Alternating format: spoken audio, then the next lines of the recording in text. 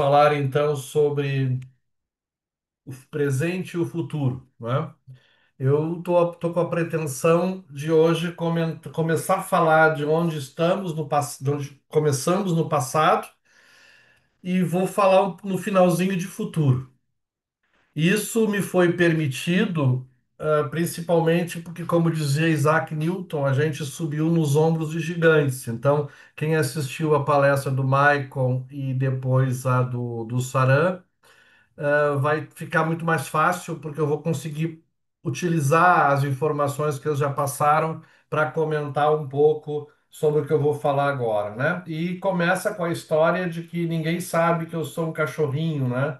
Ora, isso se falava tempos atrás. Hoje eu já não sei mais se é um agente IA. Então, como dizia uma palestra que eu assisti uma vez do pessoal do MIT, bem-vindo ao mundo das máquinas espirituosas, né? Onde teremos inteligência nos processos. Bom, os problemas continuam aí. Então, gostaria de alertar a todos que vamos falar de futuro. É importantíssimo que a gente fale do futuro, mas não vamos esquecer que nós vivemos do presente, tá?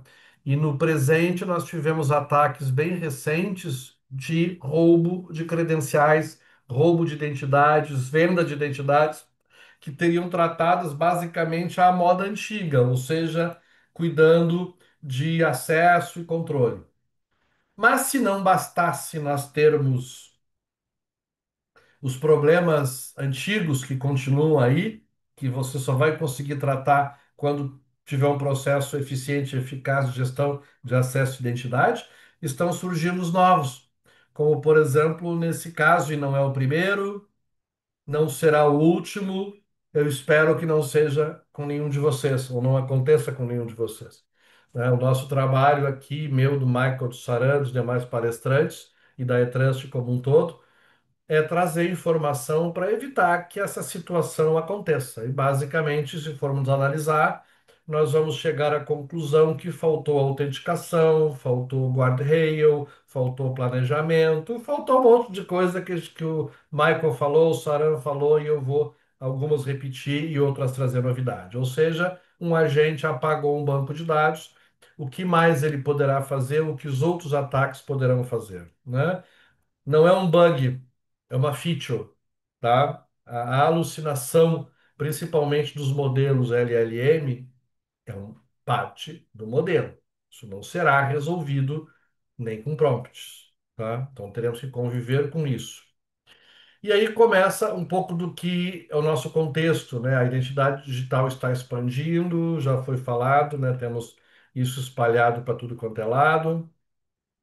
Nós temos, deixa eu ver aqui, abrir minha tela aqui. Nós temos o papel estratégico do que será o IAM, que no futuro será trazer a confiança, ou seja, de algum lugar você tem que partir.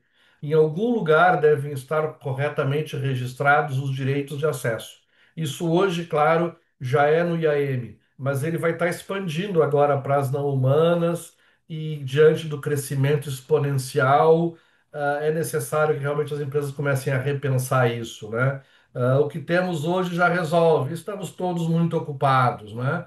Bom, não é assim que funciona a transformação digital. Devemos estar atentos à mudança e mudar com cuidado, né? Então, o que que nós vamos ver hoje, então? Vamos ver desde o passado de onde estávamos, como é que isso está evoluindo e como é que nós vamos lidar com essas complexidades todas e aonde o ferramental de gestão de identidade de acesso, que se coloca disponível como ferramenta e processo, poderá nos ajudar a não estar em situações constrangedoras ou em situações de risco ou situações de perda, né? De onde viemos? Os mais antigos lembram do Kerberos, né? O cão de três cabeças que guardava o inferno e que também, coincidentemente, servia como protocolo de autenticação da grande maioria dos sistemas e ainda é muito utilizado hoje, né? Assim como o COBOL, que ainda é utilizado por dezenas de grandes bancos. Então, o passado morre bem devagar, né? Então, o Kerberos, os nossos ambientes AD, o LEODAP, aonde eu acho que já foi falado aqui, dentro do teu ambiente, do teu domínio seguro, né? O nome já falava, domínio, dentro do meu domínio da organização, nada saía, você tinha um firewall que bloqueava qualquer tentativa de entrada, né? Então, é daí que nós viemos, tá? Desse tipo de autenticação. Qual é a dificuldade? A dificuldade é que não necessariamente as aplicações que nós utilizamos hoje foram pensadas de alguma forma diferente dos modelos de autenticação e autorização que nós temos ou tivemos ontem e temos hoje, ok? Mas a estrutura de A e de transformação digital exige que nos adaptemos com muita rapidez e que usemos com sabedoria aquilo que nós temos, né? Saindo da autenticação e da autorização, a chamada autorização, né, a moda antiga, via sistema de chamados, né, ou via protocolo tapinha no ombro, né, fulano, dá aquele direito lá para o Beltrano que ele está precisando, abre um chamado, aí alguém vai lá e executa o chamado, né? É aí que vai entrar a aí artificial. As empresas vão contratar processos com inteligência e quando ele precisar fazer alguma coisa, ele vai abrir um ticket num sistema de chamados e isso vai ser executado por um humano 2 dias depois. É aí mesmo que se acredita que vai ser a transformação digital? Não. Então você já sabemos que é preciso ter uma automatização mais básica, né? Não existe muito futuro em automóvel elétrico se você não tiver postos de abastecimento, né? E como é que era a revisão à moda antiga, hein, pessoal? De onde viemos? A revisão com planilha, compliance via relatório feito à mão, né? Tudo isso é inviável já no modelo atual. Isso será mais inviável ainda quando as empresas começarem a utilizar a inteligência artificial e multiplicarem os processos, né? E aí, o que que é no minimamente necessário para integrar? É minimamente necessário você ter sistemas com capacidades que te entreguem o ciclo de vida, integrem gestão de senhas e autenticação, integrem a capacidade de gestão do acesso como um todo e também a autenticação. Capacidade de autenticar os acessos, porque agora o IA ele é muito rápido. Vou falar um pouquinho disso em seguida, mas evidentemente ele demanda uma rapidez e uma agilidade que os sistemas manuais não suportam, né? Então, no centro de tudo, nós teremos identidades, seres humanos que agora são elementos dinâmicos. A dinamicidade aumentou enormemente, né? Significa administrar confiança, e aí entra o ponto do IAM do futuro. É no gestão de acesso de identidade, no sistema que vai ser o resguardo de quem efetivamente pode fazer o quê, em nome de quem, aprovado por quem. E a entrada do agente de IA redefine isso e obriga que o IAM possua também mecanismos inteligentes de adaptação contínua e de apoio à decisão. Mauro, apoio à decisão? Não, Mauro, a IA vai tomar todas as decisões no futuro. Pode ser, no futuro. Mas hoje, e aonde eu consigo enxergar nos próximos passos, a curto e talvez médio prazo, a IA é uma ferramenta de apoio à decisão e, como tal, deve ser tratada, tá? Ele é capaz de ser autônomo, é capaz de realizar tarefas em nome de usuários ou organizações. Eu gosto da ideia do procurador, né? Então, ele vai executar em nome, mas ele precisa sim de uma supervisão constante, como já foi dada. Ele, do ponto de vista operacional, ele, claro, tem demandas similares às humanas. Similares, como dizem os cubanos, né? Como diz uma música do Pablo Milanés, não es lo mesmo, pero es igual. Então, não es lo mesmo porque ele não é um humano. Existem algumas divergências que nós vamos ver mais adiante, mas ele precisa ter uma identidade própria, ele precisa passar por autenticação, precisa passar por autorização, e como já foi muito bem dito anteriormente, não vou me deter mais nisso, trilhas de auditoria. Em alguns casos, mais granulares, porque aí nós vamos depois ter uma outra discussão que tem pano para manga, que é se os sistemas estão capacitados à granularidade necessária para os agentes de IA. Vamos ver isso mais adiante, né?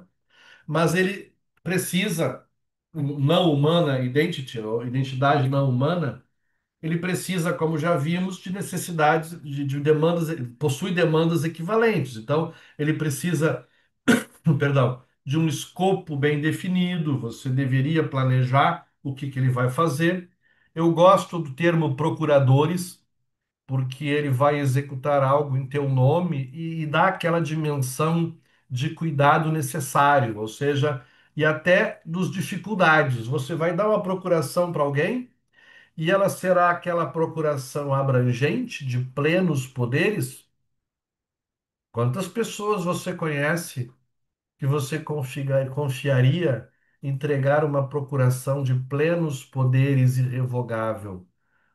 Tomara que você conheça muitas pessoas que lhe transmitam essa total confiança, tá? Infelizmente, o mundo real não é muito. Então, nós buscamos o quê?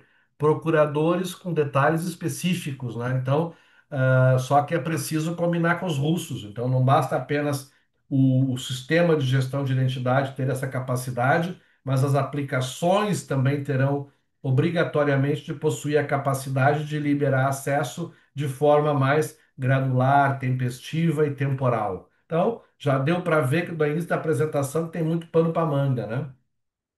Porque sem isso, eles rapidamente vão se tornar um vetor de risco.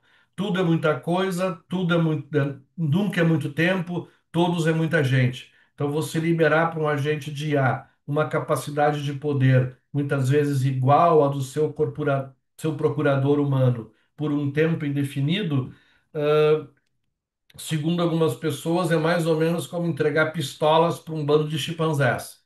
O que vai acontecer? Eu não sei, mas eu não quero estar na sala com vários chimpanzés armados de pistolas. Se você tem coragem, boa sorte, tá? E é para isso vamos ressuscitar aqui alguns métodos de controle de acesso. Pô, Mauro, tu tá me dizendo o quê? Quer dizer que eu vou colocar agentes de IA que vão resolver todos os meus problemas e você vem me falar de modelos complicados de autorização? Perdão.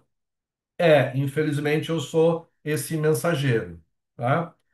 Nós temos que ter modelos bem sofisticados, inclusive o ABAC agora, que vem a detalhar, inclusive, as circunstâncias onde o direito deve ser concedido e a autenticação autorizada, para que você possa ter, aí sim, a orquestração de confiança, né? Com políticas, fluxos e mitigação do risco.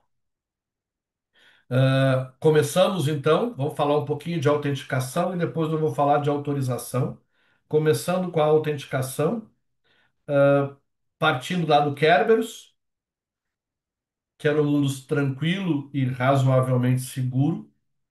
Partimos para a autenticação de humanos e agentes, onde você tem protocolos como SAML, JWT, OIDC, OAuth, aplicações, até entrando o IoT. Isso já existia, isso já existe, né? Temos os problemas que nós sabemos que existem, e agora estamos trazendo novas dificuldades com os agentes como sujeitos autenticáveis. Então, como sujeito autenticável, eu uso protocolos para isso.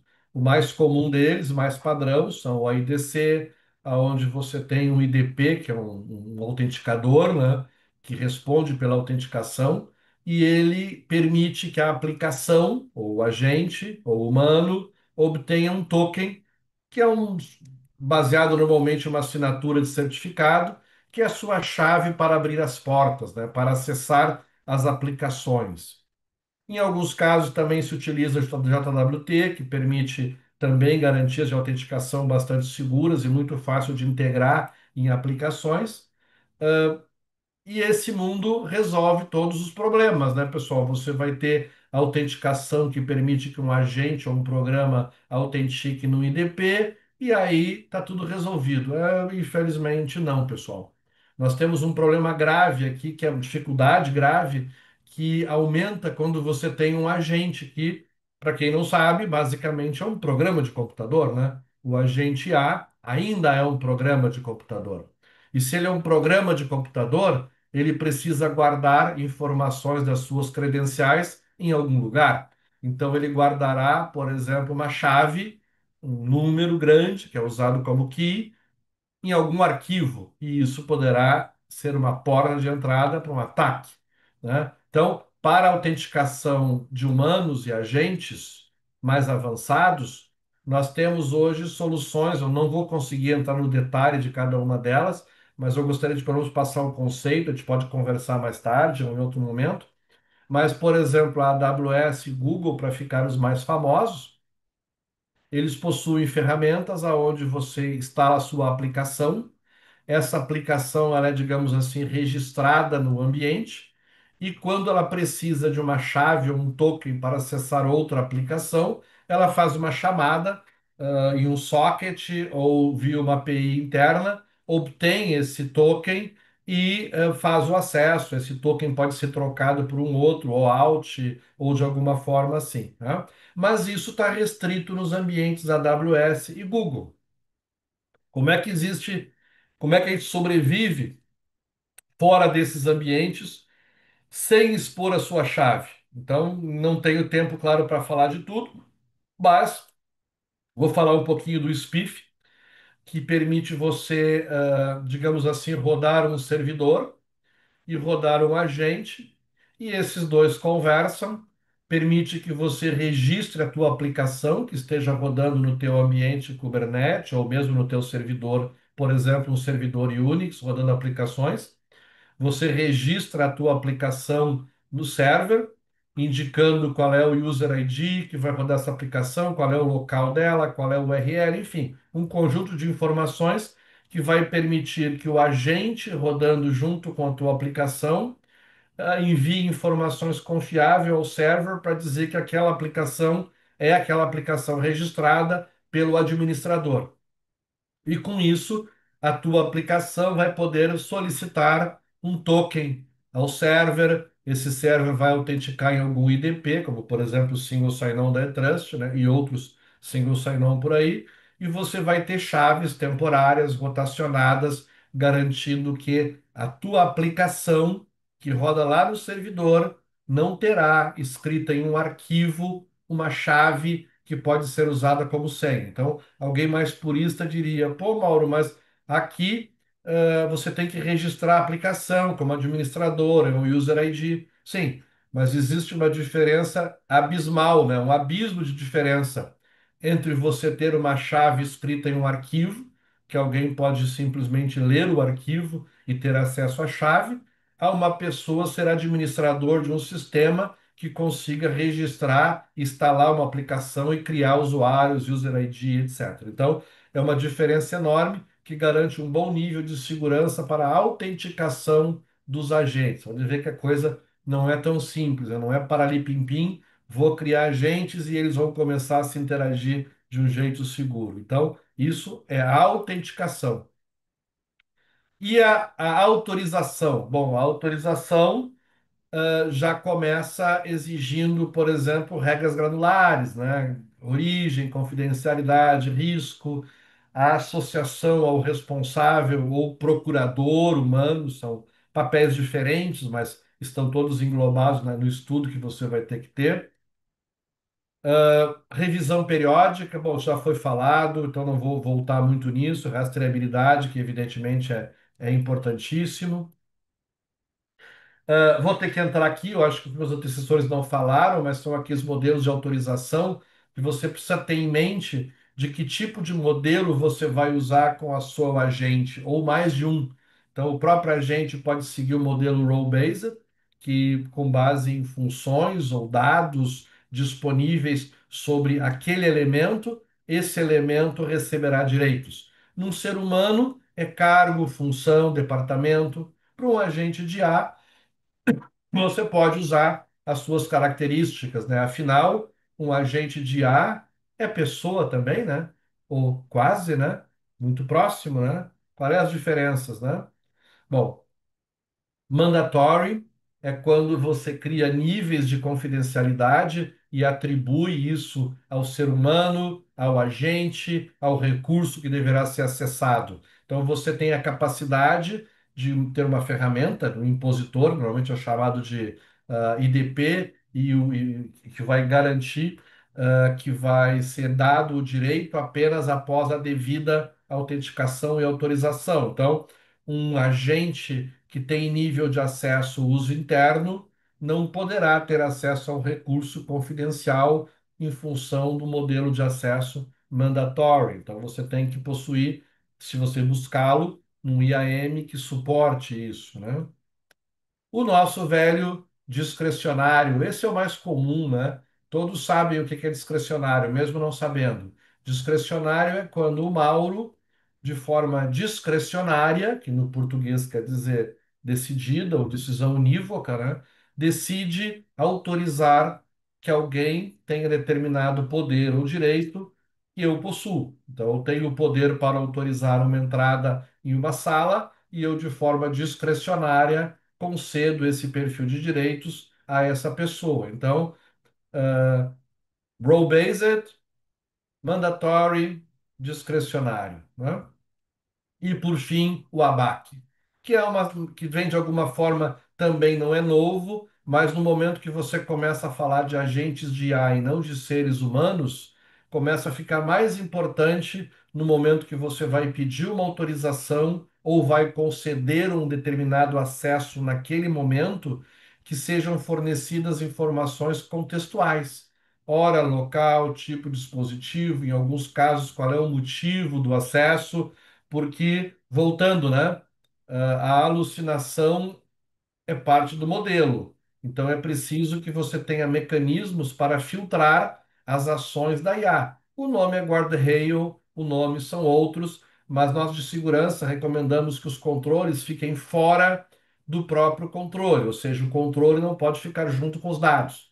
Então, simplesmente, se você escreve um prompt dizendo: Ô meu agente A, por favor, não vá lá e não apague todo o banco de dados. Isso é um controle junto com os dados, quando você tem que ter isso externo, né? Então, além do humano, né, os modelos baseado em atributos, associar sempre um procurador e um responsável. Os dois itens já falamos, periódica e auditoria.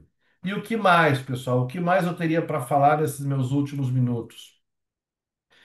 Que a integração entre os agentes e os sistemas será feito por esse protocolo ou por algo similar. Esse já existe, é o chamado MCP, Context Model, aonde os IAs utilizam muitas vezes linguagem natural para dar comandos, buscar informações, fazer solicitações. Normalmente eu digo que o IA é apoio à decisão, mas logo logo vai ser solicitado para vocês, ou diretamente ou indiretamente, que o agente A comece a tomar decisões, né? Ele vai entrar, digamos que ele esteja, vamos puxar agora para o contexto de IAM.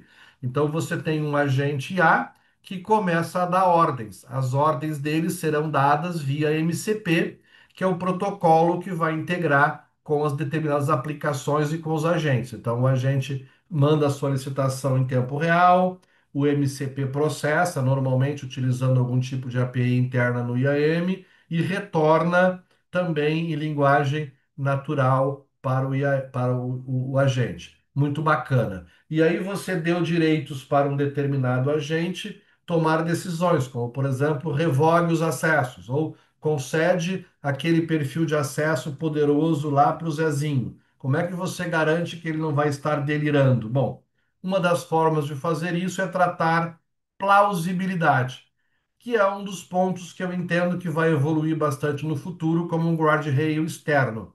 Ou seja, o MCP converte em dados estruturados e busca as justificativas e submete isso para normalmente um sistema externo. Já existe empresa prestando serviço disso, que aplica técnicas de plausibilidade. Quem é de banco, financeira, já deve ter ouvido falar do SHAP, né? Que basicamente aplica pesos. Então, digamos que num caso concreto, o agente de IA mande uma ordem para o IAM dizendo: olha, concede para o Mauro plenos poderes naquele sistema de pagamento, porque a justificativa é que ele é um cara legal, tá? Bom, isso vai cair no MCP.